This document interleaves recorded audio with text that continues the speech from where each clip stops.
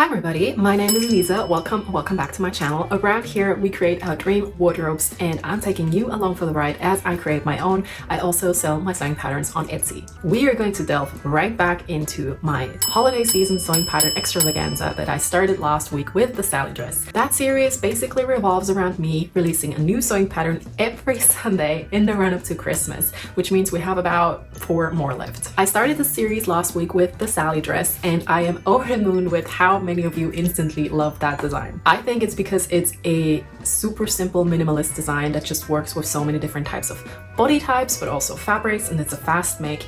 So we're going to stay in the same lane today by making the Jackie dress. The Jackie dress is a mini shift dress that comes with sleeve options, 2 of them to be exact. One is a fitted option and one is a also fitted but not quite so fitted option that has a bit of a puff situation in the shoulder. The dress features a boat neck, which definitely makes it very 60s reminiscent, a little bit Jackie Kennedy-esque, but that's not the reason why I named this dress Jackie actually. The reason is because I think that this design is a jack of all trades. You could make this with so many different fabric options, and today I'm going to show you 2 versions. The first one, which is going to be the hero piece of today's video, is made with this gorgeous, beautiful, extremely expensive British heritage tweed.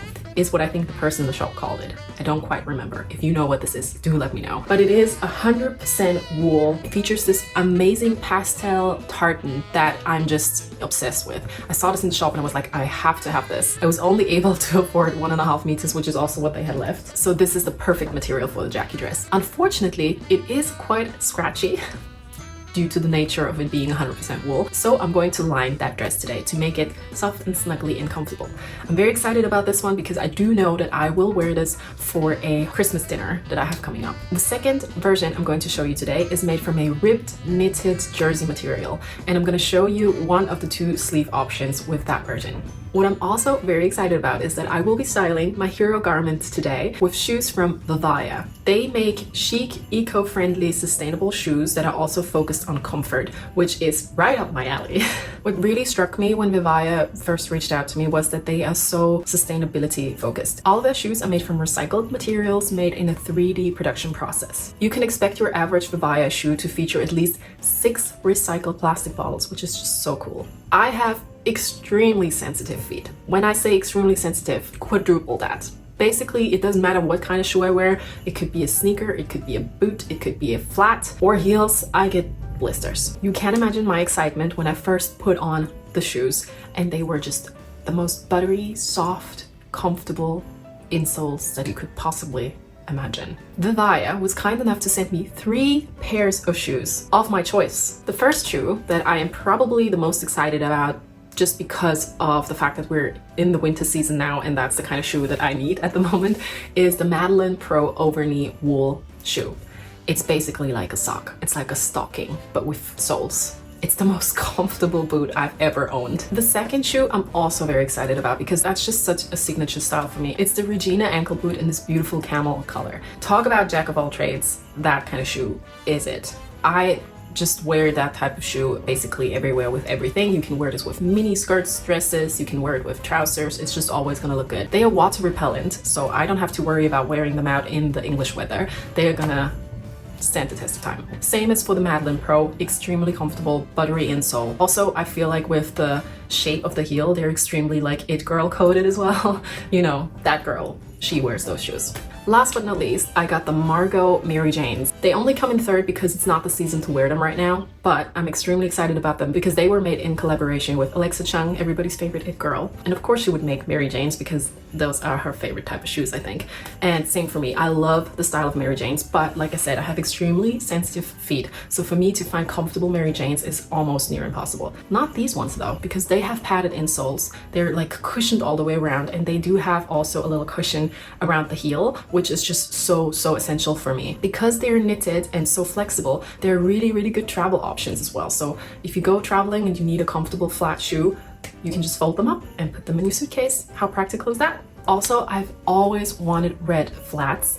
I've just never found comfortable ones. So this design was definitely on my wish list, and I'm so excited to have it in my closet now. What I'm especially excited about is that I can offer you a really good discount code. You know me, I would never promote something that I don't think is a great product, so I really hope that you give Vivaia a try. Let's get into the tutorial, which is why most of you are here for, I assume. We're gonna start off with me showing you how to print the sewing pattern at home. Also, I'm gonna show you how to put it together. Then we're gonna cut the pieces, and then we're gonna start sewing. Let's go. Once you have your jacket dress printed, this is kind of what it looks like, and you will have to assemble all of these pages. The first thing though that you want to check is that you have printed the pattern true to scale. There's a scaling box reference here, so what you do is you just grab a tape measure or a ruler and you check that this is in fact 2 × 2 centimeters, which mine is. There's also an assembly system on this PDF, which basically just means that there's numbers in almost all of the pages. Each number exists up to 4 times, so what you want to do is to place the same numbers next to each other accordingly. So you could have 2 2 2 2, or you could have 8 8 8 8. When you do that, your pattern will reveal itself. With this specific pattern this time, what I chose to do is to partition basically the front as well as the back of the dress, and that means that we have some lines here that you will have to cut and then place the 2 front sides once you have them all assembled together. That is pretty straightforward. The lines are also named, so you just place line A next to line B, and then you should have both front and back assembled. So let me quickly tape all of those pages together.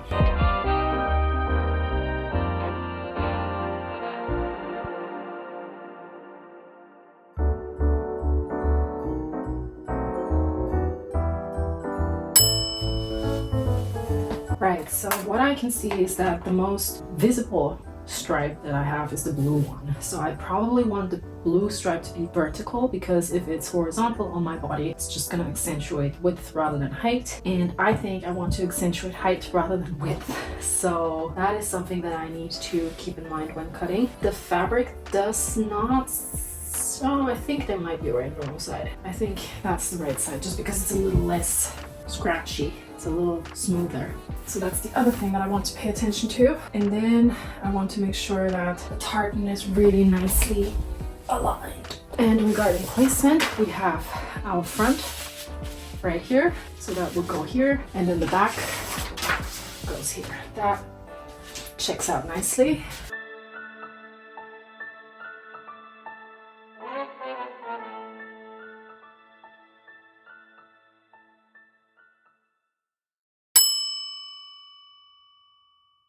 So because I'm working with this wool, this very precious wool, I'm going to take a few extra minutes to outline my dart, just very much on the surface level. I'm not going to go through the layer, and that is because chalk doesn't really hold on this fabric, and I want to make sure that I can end up with a super precise and good looking dart, both in the front and in the back. So I'm just taking those few extra minutes to do this work.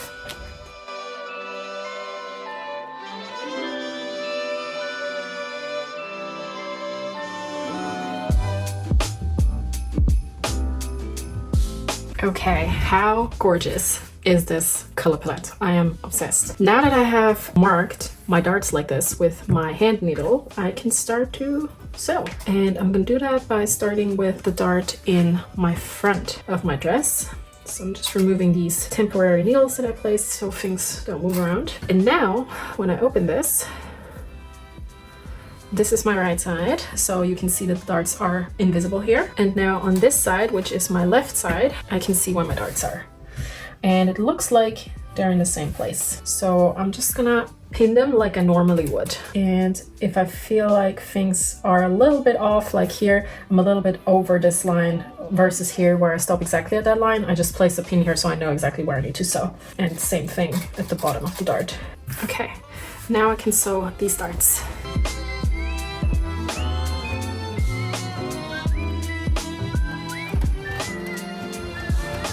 I always make sure not to backstitch at the beginning and the end of my darts, and rather than that, I'm going to tie up the loose ends.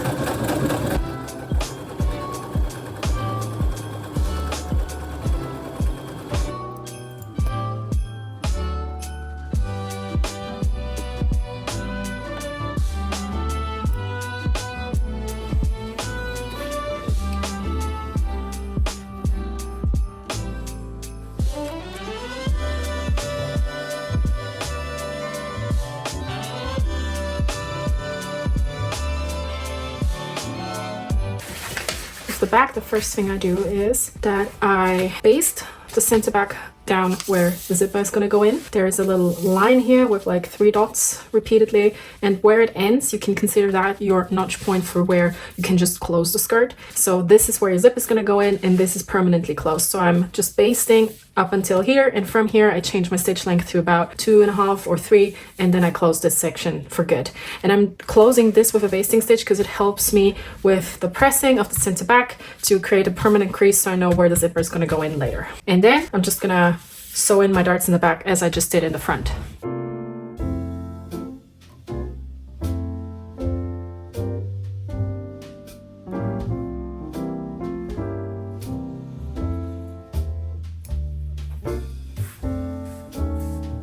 All right, now that we have the front prepared and the back assembled, looks like this upside down, we can join the two at the side seams. That means placing them right sides touching and pinning the sides as well as the shoulders. Then we can give it a first try. And I'm a bit scared because this is itchy as but I will have to try it before I put the lining in, just because, to make sure everything's right. So let's join front and back. Back is facing right side up and the front is facing right side down, like this. And now I'm gonna start joining the shoulders as well as the side seams before I can sew them together. I'm paying some extra attention to making sure that my checker lines up. So a few more pins than usual.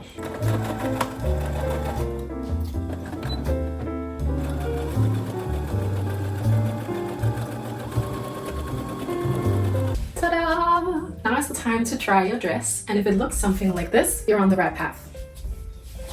I am so pleased with how the darts just completely disappear. I'm also quite pleased with how my tartan matches up, both in the side and in the back, which you cannot see right now. But if I don't mess up the zipper, then the back should also be seamless. So I'm very happy with the fit of this, which means now is the time to cut out the lining, and there's a few tips that I want to give you along the way. Let's get into it. Okay, so just a few tips. You cut your lining basically almost the exact same way as your shell. The only thing that you want to do is to cut it a little bit shorter in the hem area, as well as give a little bit less seam allowance around the neckline. And that is because this is going to ensure that the lining isn't showing on the outside of your dress, which is definitely not something you want. To make it look really, really professional and luxurious, you want to make sure that the lining is completely hidden away. So that means shorter hem, less seam allowance in the neck, and actually also, because we don't have any sleeves today, less seam allowance around the armholes. So that means I gave myself around 1.5 centimeters all the way around for my shell. I'm gonna keep that for the side seams, but I'm only gonna give myself about 0.5 centimeter for both the neckline and the armholes, and about 1 centimeter for my hem.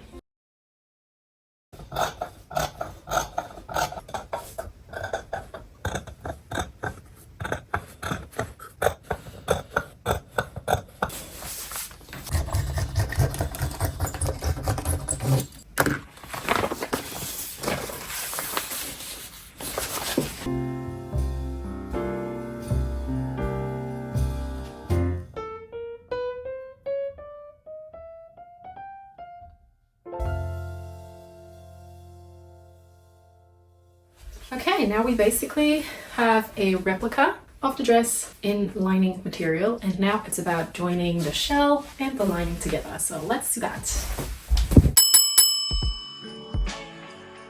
All right, quick intermission. For those of you out there who want to make the Jackie dress with a sleeve, like I said in the beginning, there are 2 sleeve options available. One is a fitted sleeve with a fitted shoulder, and one is a fitted sleeve with a puffy shoulder. Back when I first conceptualized this pattern, I made a mock-up in this knitted ribbed jersey, which kind of looked like this. You already saw this in the beginning. I'm going to show you now how to sew the pattern piece and how to fit it into your dress. First, you want to remove your paper pattern and separate your 2 sleeves.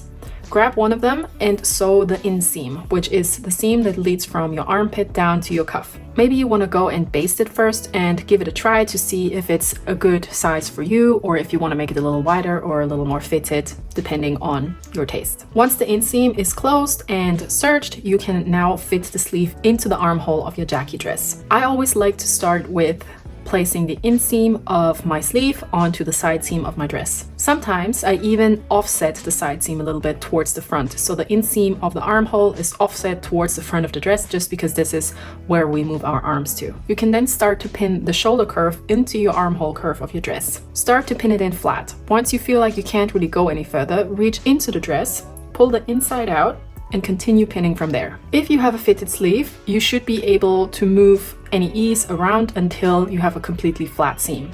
If you go for the puffy sleeve, you can now start to gather up the ease around the shoulder of your dress. I always like pinning the ruffles by hand. Once that is done, you can sew around your armhole curve to really fixate the sleeve in place. Search your seam on the inside and you're done. Finish the cuff of the sleeve to your liking.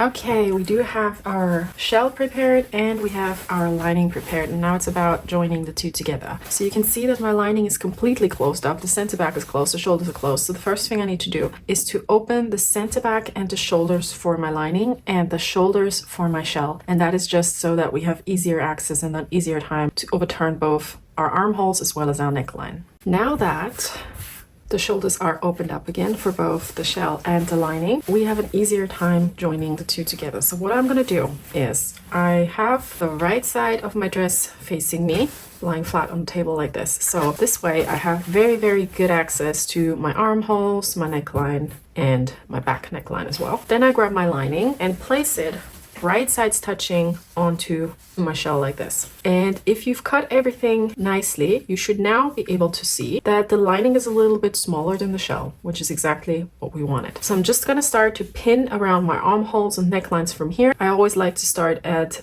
important points, for example, the center front and the armholes. So I'm going to do that now.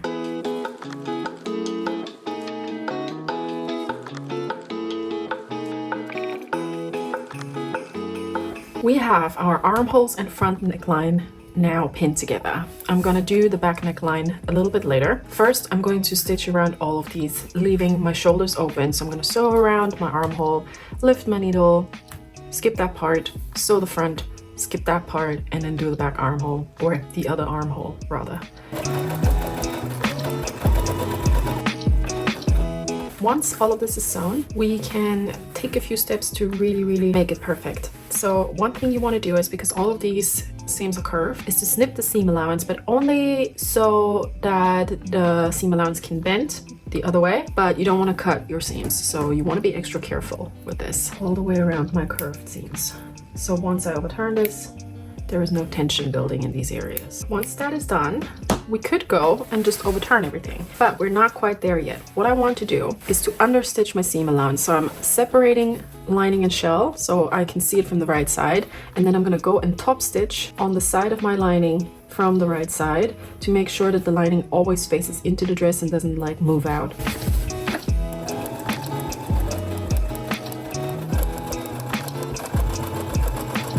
Right, now that all of these steps are taken, we can turn this around.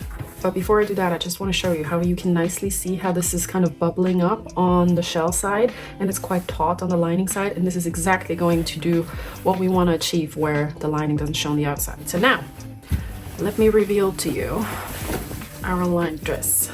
Ta-da! Here we go. Looks a little frumpy, but not after we've pressed it, which is what I'm going to do now.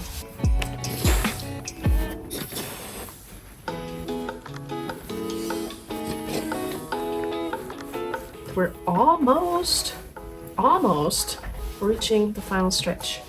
We have not yet closed the center back neckline, which is what I need to do. For that, I simply, again, like I did before, open up lining and shell and pin this section.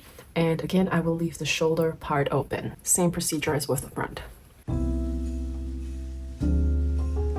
Everything around the neckline is now completed, except the shoulders. Let's close those. What we want to do is to fold the front shoulder into itself, like this. Then we take the back shoulder and feed it into the front shoulder until they are the exact same width, which should happen relatively easily.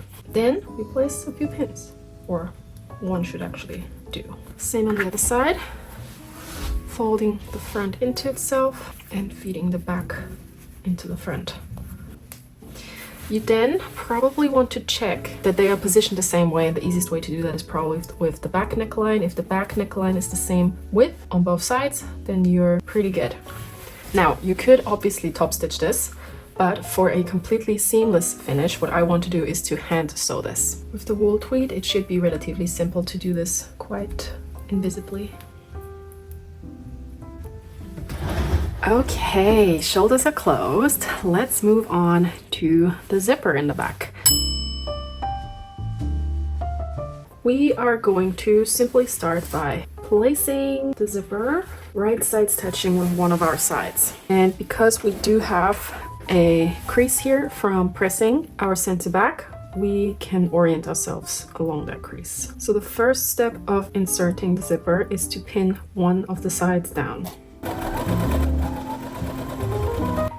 Now, once that one side is basted in and you feel like it's positioned in the right way, it is time to align it with the other side, which isn't gonna be the easiest thing in the world for me today because I have the tartan print. So I will have to make sure that my weave aligns. So I'm just placing a few more pins here to keep this in place and not have it pull out like this.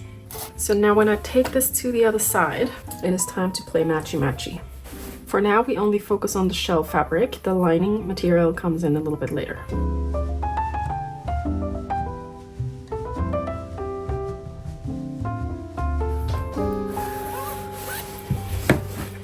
Yay!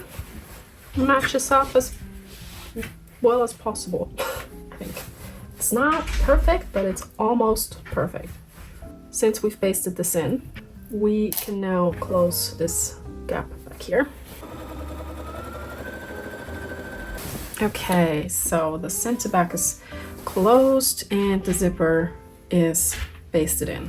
Up next, we can go in a second time. If you do have a zipper foot, you now want to use that to make sure that you sew as closely to the teeth as possible. I do not have a zipper foot. I do that with my normal presser foot, and I just uncurl the teeth of the zipper like this and sew as close as possible to them.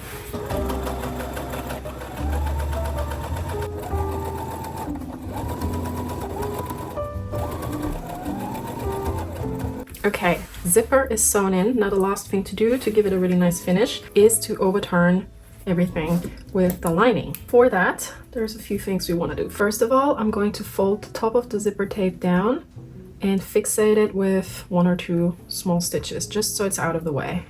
And that applies for both sides. Then I go ahead, grab one side and fold the lining and the shell right sides together. For that, I might have to turn things around just so it's a little easier to access. So just place the right side of the lining to the right side of the shell and sandwich the zipper between the two. Now I'm just gonna sew down this side. It doesn't have to be extremely close to the zipper teeth, it can just be on the zipper tape.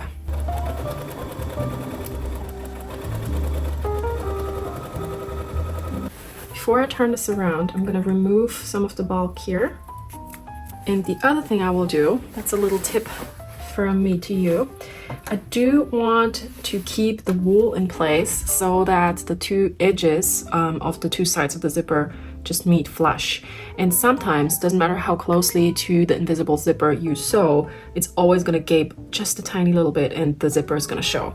So to avoid that, I have this fusible interfacing here. And before I turn things around, I'm just gonna place it into this crease and iron the heck out of this to really fuse this in place so that this gaping action doesn't happen. And I'll show you what that looks like.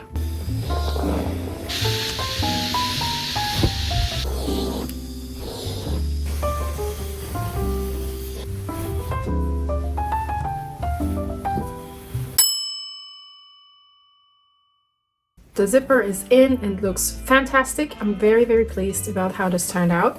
And now the last thing to do is the hem. With a lined dress like this, you do have a few options. One of them is to finish the lining and the hem individually and let them hang loose. Just attach the lining at the side here to make sure it's not wandering up your dress. But other than that, you would finish the two separately. Alternatively, what you could do is to also completely overturn the hem with each other, so the lining and the shell hem. What you want to do for that is to first make sure that you have an even difference all the way around your hem. So there's, say, 2 centimeters all the way around your hem in terms of length difference from your lining to your shell. And that is so that, again, the lining pulls the shell inwards like this, so it's not showing eventually. What you want to do is you start somewhere that is a easy to identify spot. So say for me, that's the center back right here. I take the lining and I take the shell and I have the 2 right sides facing, so I create this little lip here. This is basically the exact same process as with the armhole or the neckline. There's not much of a difference. I then go and pull this out so I have easy access. I can now start to pin my way around the hem towards one side. So I pin towards the side seam, and then I obviously also want to make sure that the side seam is matching. This feels a little bit like a convoluted process because you can see that it starts to turn and warp a little bit, but because you know that you faced the lining and the shell right sides touching, you can just follow the hem and trust the process while doing so. You don't have to worry that you pin anything the wrong way, as long as you stick to your guns. So we are going to pin our way around the hem as far as we can. We won't be able to do a complete circle, but we might be able to do most of the hem towards one side. I've now reached a point where I feel like I don't want to go much further just because it's going to be really hard for me to create a nice seam. So this section here from my center back to, I think I'm roughly at the center front here now, I can sew that. Once I feel like I can't go any further, I take this out of my machine, remove all of my pins, and turn it back around through the hole that is still open, and what is going to reveal itself is the lined hem. So we still have about roughly half of the hem open. So I'm just going to do the same thing again, continue from one side and continue to pin to the other side. Once we've reached this point where we can't go any further, we just turn everything right sides out. And we can see that we closed everything but this little section here. So when we turn this inside out now, we can see that when I pull the dress and make sure that the longest point is the end of my hem, there is this nice little difference here between the actual end of our skirt and where the lining begins, and this is what makes it invisible from the outside. So I'm going to give this a very good press now. And now the last step is to close the remaining section in your hem by hand.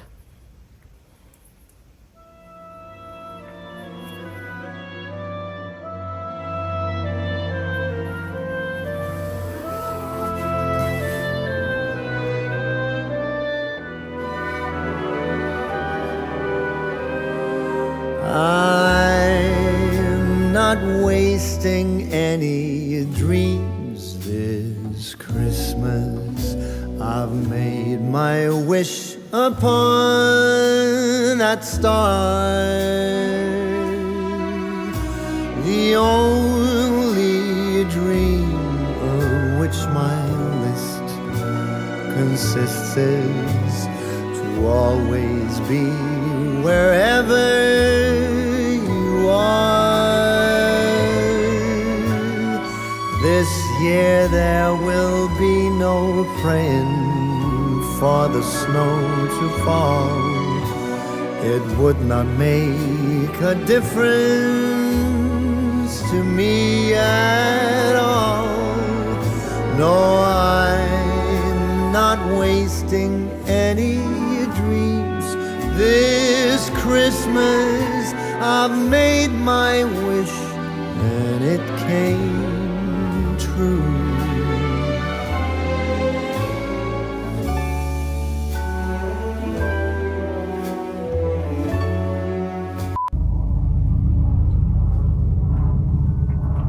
Waiting for the helicopter to fly by. It's the Regina Pro ankle boot in this beautiful camel toe.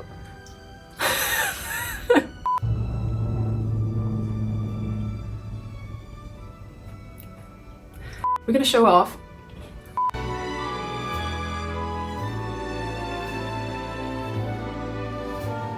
No, there is no denying I'm as lucky as can be this year.